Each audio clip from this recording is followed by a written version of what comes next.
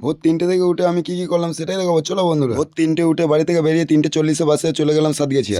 পৌঁছে বাস থেকে নেমে ঢুকে পড়লাম মাছের মার্কেটে ঢুকেই দেখলাম যে ডাক চলছে। বন্ধুরা তোমাদেরকে বলি যে এখানে মাছ কিনলে ডাকে কিনতে হয় বন্ধুরা। তারপরেই হঠাৎ দেখলাম মেঘ উঠে গেল, তাই আর দেরি না করে 30 কেজি মতো মাছ কিনে নিলাম। মাছ কেনা হতেই তারপরেই দেখলাম ঝড় উঠে গেল। বন্ধুরা তোমাদেরকে বলি যে আমি বেশিরভাগটাই কিন্তু বিকেট মাছ কিনেছিলাম। তাড়াতাড়ি করে মাছগুলোকে নিয়ে বাসে উঠে পড়লাম। বাসে ওঠার পরই কিন্তু বৃষ্টি আরম্ভ হয়ে গেল। বন্ধুরা আমরা সব মাছওয়ালারা এই গাড়িটাতেই মাছ নিয়ে বাড়ি আসি। তারপরেই চলে এলাম আমার ব্যবসা জায়গায়। তোমাদেরকে বলি আজকে আমার খুবই ভালো বেচাকেনা হলো। এবার বেচাকেনা শেষ, এবার বাইক নিয়ে চলে যাবো বাড়ি। বাড়ি পৌঁছে গেলাম। বাড়ি ঢুকি আমার মেয়েটা ব্যাগ হাতাতে লাগলো। বন্ধুরা ব্যাগটা হাতিতে কোনো খাবার পাইনি, শুধু মাংস পেয়েছে, তাই মুডটা খারাপ। মাংসটা ঘরে রেখে চালাই গিয়ে দেখলাম আমার গিন্নি ভাত চাপিয়েছে। এই ওকার না ঘাটকে আমি ঘরে গিয়ে বসলাম। তখনই আমার মেয়ে 1 বোতল জল দিল। খাওয়ার পরে গিন্নি বলে যে মুড়ি বেড়ে দিয়েছি, মুড়ি খেয়ে নাও। ঘরে গিয়ে দেখলাম যে আমার গিন্নি কাঁদছে। বন্ধুরা ওইটা কান্না নয়, ওইটা হচ্ছে পেঁয়াজ কুচোনোর চোখের জল। যাই হোক আলু ভাজার সাথে মুড়ি করে খেয়ে নিলাম। আমার গিন্নি পেঁয়াজ কেন কুচু ছিল সেটা জানো? আমি ব্যবসা থেকে বাড়ি আসার সময় অল্প একটু মাংস এনেছি ওইটা রান্নার জন্য। তারপরেই যাচ্ছিলাম আমবাগান দিয়ে, সময়তেই দেখলাম যে ও বাবা কলাগুলো পেকে গেছে। তো তাই আমি তাড়াতাড়ি করে আমার গিন্নিকে ডাকতে চলে আসি। গিন্নিকে এসে বললাম যখন, তখন বলছে কই আমি তো লক্ষ্য করি নাই। আমি বললাম যে দেখু সে চলো। আর গিন্নিকে বললাম যে কাস্তেটা নিয়ে নাও। কাস্তেটা পেলো না, তাই কাটাইটাকে নিয়ে চলে গেল। আর পাকা কলাগুলোকে দেখে দেখো আমার গিন্নির রিয়াকশনটা দেখো, তো মনে হচ্ছে আনন্দে ঘটিয়ে হারাচ্ছে। তারপরে কলা গাছে বায়নাটা ধরে গাছটাকে ভাঙার পরে আমার গায়ে খানিকটা পিমড়ে পড়ে গেল। পিমড়ে পড়ে যেতে কি হবে, পাকা কলাটাই কেটে নিয়ে গিয়ে খেতে হবে। তাই তাড়াতাড়ি করে এক চোপে গাছটা থেকে কলার কাঁদিটা